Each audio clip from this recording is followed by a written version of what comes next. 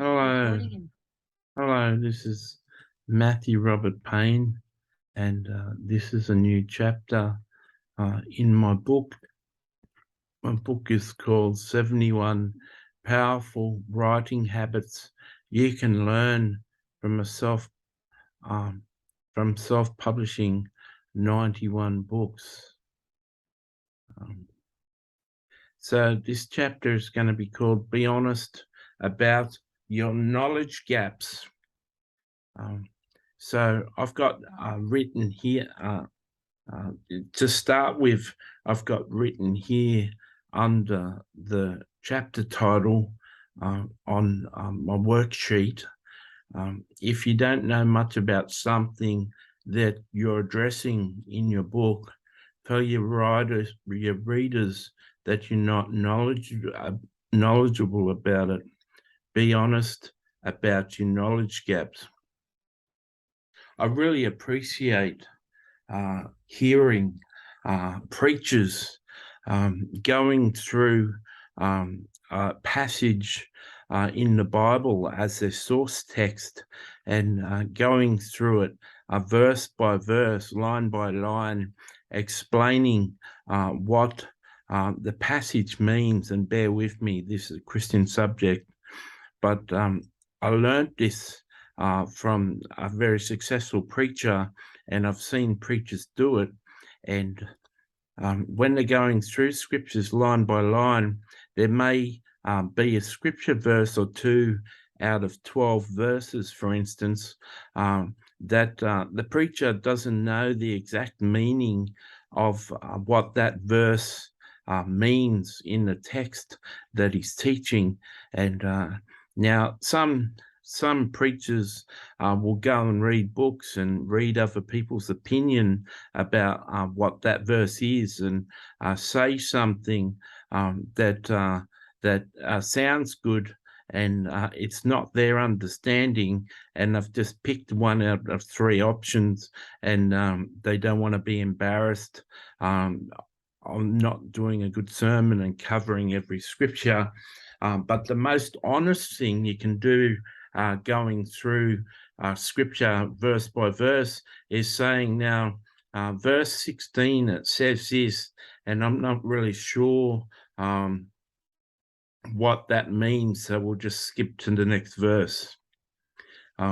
If you can be honest about things you don't know, you build tremendous trust in people, and you're not wasting their time. And so many people have to teach something, and they're teaching from a source text, or they're forming a message, and in the midst of conveying the message, they've got to cover some subject that's essential to build the foundation that they're going after. So you may want to be talking about to Christians about the suffering in the world, and the rise of what Christians would consider bad sin, and you may be compelled to say one of the signs that the world is turning against itself and going over to the ways of Satan is the rise of transgenders in the world. Men are starting to think they're women, and people insisting that children have sex changes and all this stuff. And this is a sign that we're on a slippery slope to anything goes, and there's no real rules, and there's no real God, and we can do whatever we like. Well, if you're not knowledgeable about a man who chooses to be a woman, if you don't understand the psyche and the suffering and the sexual abuse and different reasons why a man would choose to identify as a woman, if you don't know that subject, you should cover that subject briefly and share with the people that you don't have enough knowledge in this subject to speak at length about it. So you're just mentioning it here as a part of the message I'm bringing, but I can't share more than this because I don't understand.